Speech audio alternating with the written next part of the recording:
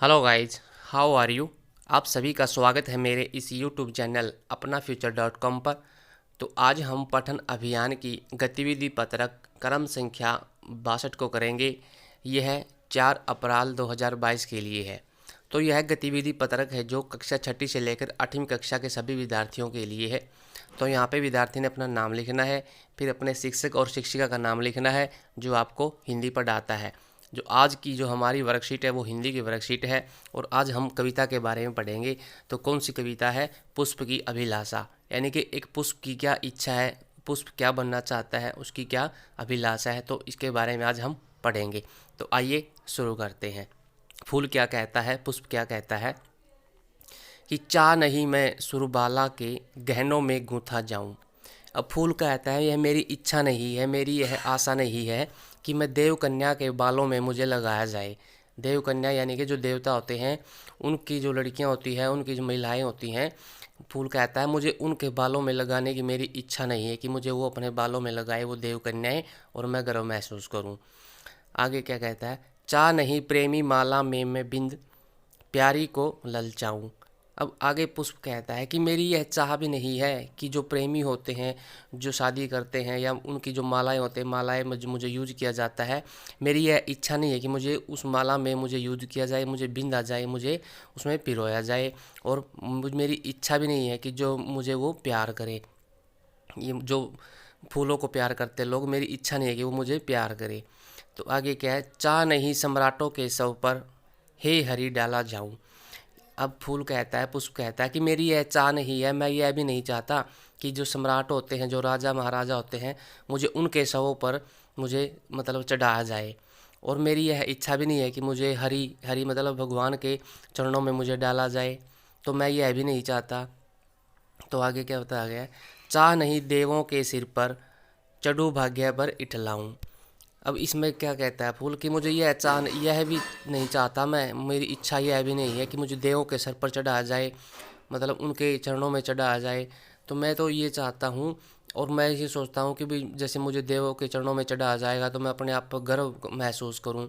तो मुझे इस तरह के गर्व की कोई ज़रूरत नहीं है। मैं नहीं चाहता कि मुझे सबों पर चढ़ाया जाए, सम्राटों के जो राजा होते हैं और भगवानों के चरणों में मुझे चढ़ाया जाए, और उनके जो भगवान है, देवी देवता, उनके सर पर मुझे चढ़ा जाए, और मैं इस अपने भाग्य पर मैं इठलाऊँ, यानी कि घमंड के साथ, गर्व के साथ चलूँ कि मुझे देवताओं के चरणों में चढ़ाया जाता है। तो मैं यह नहीं चाहता।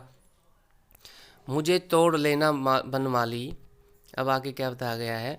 मुझे तोड़ लेना बनमाली, फूल कहता है ये बात। अब उस पथ पर देना तुम फेंक, मुझे तोड़कर उस पथ पर फेंक देना हे माली। हे मेरे जो उनकी देख रेख करने वाले होते हैं ना, बागानों जो फूलों के जो बगीचे होते हैं उनमें जो उनकी देख रेख करते हैं, बनमाली होते हैं, माली कह देते हैं हम उनको। तो फूल उससे कहता है कि हे बनमाली, मुझे उस समय तोड़ लेना तुम, और मुझे उस रास्ते पर फेंक फेंक देना जहाँ मातृभूमि पर शीश चढ़ाने जिस पथ पर जावें वीर अनेक। और उस पथ पर मुझे फेंक देना जब मातृभूमि की रक्षा के लिए जो वीर होते हैं, जो हमारे जवान होते हैं, वो उस रास्ते से जाते हैं। तो मुझे उन रास्ते पर फेंक देना, उनके ऊपर मुझे फेंक देना, ताकि मैं अपने देश की जो वीर होते हैं उनको, उनके नीचे, उनके पाँव के नीचे आकर गर्व को महसूस करूं। तो इस तरह से मुझे अपने राष्ट्र की भक्ति के लिए मुझे समर्पित होने का ये अवसर मिल जाएगा। तो यह सब फूल सोचता है, फूल की यह इच्छा है कि मुझे राष्ट्र की भक्ति के लिए जो वीर होते हैं उनके चरणों में मुझे चढ़ाया जाए, उनके चरणों के नीचे आकर मैं गर्व महसूस करना चाहता हूँ। क्यों? वो देश के लिए, रक्षा के लिए, अपने जो प्राणों की बलिदानी होती है वो देने के लिए वो जा रहे होते हैं, देश की रक्षा के लिए जा रहे होते हैं, और मैं उनके पाँव के नीचे आकर अपने आप को गर्व महसूस करना चाहता हूँ। तो यह है फूल की अभिलाषा है। तो माखनलाल चतुर्वेदी की यह जो कविता है, माखनलाल चतुर्वेदी ने लिखा है इनको। तो इस तरह से हमें ये पोइम पढ़नी है, कविता पढ़नी है।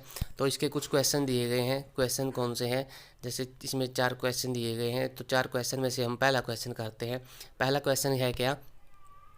इस कविता में जिन शब्दों के अर्थ और उच्चारण में आपको कठिनाई हुई है उन शब्दों की सूची बनाएं तथा अपने शिक्षक, शिक्षिका या परिवार के सदस्यों से उनके अर्थ और उच्चारण पूछकर उनका अभ्यास करें। तो आइए इसका आंसर देख लेते हैं। प्रश्न पहले का जो उत्तर है, चाह का मतलब होता है चाहना या उसकी इच्छा करना, मतलब मेरी इच्छा क्या है। जैसे फूल की क्या इच्छा थी कि वो चाहता था कि जैसे पथ पर उसके बिखेर दिया जाए जब वीर देश की रक्षा के लिए जा रहे होते हैं। तो शूरबाला का मतलब होता है देव कन्याएँ, यानी कि जो देवी देवता होती हैं उनकी जो कन्याएँ होती हैं, उनकी जो बालाएँ होती हैं, उनके बारे में बताया गया है। बिंद का मतलब है उलझाना, यानी कि गुथ जाना। जैसे हम जैसे बिंद कर देते हैं ना किसी चीज़ को, तो बिंद का मतलब होता है उलझना। तो गूंथा का मतलब होता है पिरोया जाना। जैसे मालाएं हम पिरो देते हैं ना, जैसे फूलों को माला बनाते हैं, तो उस तरह से गूंथा जाए का मतलब यहाँ पे पिरोया जाना है। ललचाऊं का मतलब होता है लुभाना, यानी कि ललचा करना, ललचाना। जैसे हमारा जी ललचाता है ना किसी चीज़ को खाने के लिए, तो इस तरह से ललचाना। इठलाऊं का मतलब होता है गर्व से चलना। शीश का मतलब होता है सिर। तो इस तरह से हमने जो फर्स्ट क्वेश्चन का आंसर कर लिया है। अब सेकंड क्वेश्चन का आंसर क्या है? पुष्प की क्या अभिलाषा है और इसकी इस इच्छा का क्या कारण है?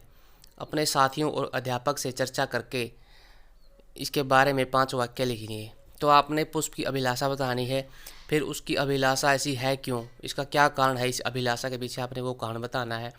यह है जो आप अपने साथियों से, अपने अध्यापक से पूछकर इसकी चर्चा करें और अपने इसके बारे में 5 वाक्य लिखें। तो इसका जो क्वेश्चन का जो आंसर है वो है पुष्प की अभिलाषा मातृभूमि पर बलिदान हो जाने वाले वीरों पर चढ़ाया जाना है। तो इसकी पुष्प की जो अभिलाषा पूछी है, सबसे पहले तो हम वही बताएंगे जी पुष्प की क्या अभिलाषा है। पुष्प की अभिलाषा है मातृभूमि पर बलिदान होने वाले वीरों पर चढ़ाया जाना, हमने पढ़ा था कविता में। तो इसकी अभिलाषा क्यों है? तो ये इसलिए है कि हमें जो अपने देश के लिए त्याग बलिदान करने के पीछे नहीं हटना चाहिए, यानी कि हमें अपने देश के लिए त्याग बलिदान करने से पीछे नहीं हटना चाहिए, हमेशा उसके लिए तैयार रहना चाहिए। क्योंकि फूल भी यह चाहता है कि मैं भी वीरों के लिए उनके चरणों के नीचे आकर अपने आप को गर्व महसूस करूं। तो फूल की इच्छा का कारण क्या है? हमें अपने देश पर स्वयं को बलिदान करने के लिए सदा तत्पर रहना चाहिए। फूल की भी यही अभिलाषा है, उसके पीछे कारण क्या है? यही है। अब पुष्प की अभिलाषा का कारण यही है। पुष्प की जो अभिलाषा है मातृभूमि पर बलिदान होने वाले वीरों पर चढ़ा जाना, तो उसके पीछे यही कारण है कि भाई हमें अपने देश के लिए त्याग बलिदान करने से पीछे नहीं हटना चाहिए, बलिदान करने के लिए सदा तैयार रहना चाहिए। तो यह फूल की अभिलाषा है और इसके पीछे ये 2 कारण ही थे। तो इसका तीसरा आंसर हम देख लेते हैं। अब पुष्प शब्द के किन्हीं 3 पर्यायवाची शब्दों को लिखना है। आपने पुष्प है जो उसके 3 पर्यायवाची यानी कि उससे मिलते जुलते अपने शब्द बताने हैं पर्यायवाची। तो कौन कौन से वो पर्यायवाची शब्द हैं, तो आइए देख लेते हैं कौन कौन से हैं। जैसे प्रश्न 3 का उत्तर क्या है? पुष्प को हम फूल भी कह सकते हैं, उसका जो पर्यायवाची होता है फूल होता है, और फिर सुमन होता है, एक कुसुम होता है, मंजरी होता है, प्रसन्न होता है। यानी कि ये पांचों हैं, जो पांचों शब्द हैं जो ये फूल के पर्यायवाची हैं। तो आपने फूल के पर्यायवाची अपनी कॉपी में लिखना है और उनको याद करना है और अपने टीचर को आप दिखा सकते हैं। ये इसके पर्यायवाची और भी हो सकते हैं, आप उनको भी लिख सकते हैं। तो क्वेश्चन नंबर 4 क्या है?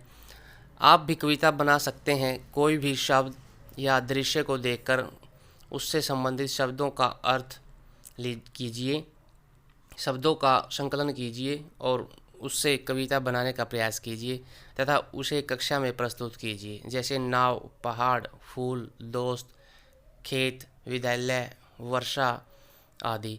तो इस तरह से ये कुछ शब्द दिए गए हैं यहाँ पे, जैसे नाव है, पहाड़ है, फूल है, दोस्त है, खेत है, विद्यालय है, वर्षा है। तो इन शब्दों से आपने कविता बनानी है, आप कविता बना सकते हैं। तो और जिस तरह से ऊपर कविता बनाई गई आप भी बना सकते हैं। तो आइए इसको देखते हैं कैसे हम बना सकते हैं एक कविता को। तो आगे इसमें पोइम में हमने कैसे पोइम बनाई है, तो आइए इसको देखते हैं पोइम को कैसे बनाई है। मेरी प्यारी नाव पानी में बहती जाए, ऊंचे पहाड़ों पास से निकलती जाए। मेरी प्यारी नाव फूल भी देखे सुंदर सुंदर, खेतों के पास से जाए। मेरा मन करता है मैं इससे स्कूल जाऊं, बारिश के दिनों में मैं इसमें खूब मज़े उड़ाऊं।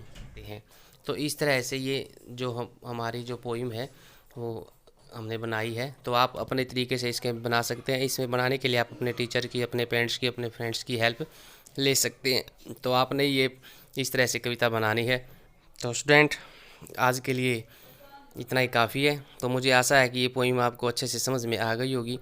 जो आज की हमारी वर्कशीट है वो आपको अच्छे से समझ में आ गई होगी। आपने अपनी इसको कॉपी में करना है, अपने टीचर से दिखाना है। तो स्टूडेंट, अगर आपने अभी तक भी मेरे इस चैनल अपना फ्यूचर.com को सब्सक्राइब नहीं किया है तो आप इसको सब्सक्राइब जरूर कर दें, ताकि आपको आने वाली वीडियो का न्यू नोटिफिकेशन मिल जाए और आप उसे देख सकें। तो आज के लिए इतना ही काफ़ी है। Thanks for watching and be positive guys.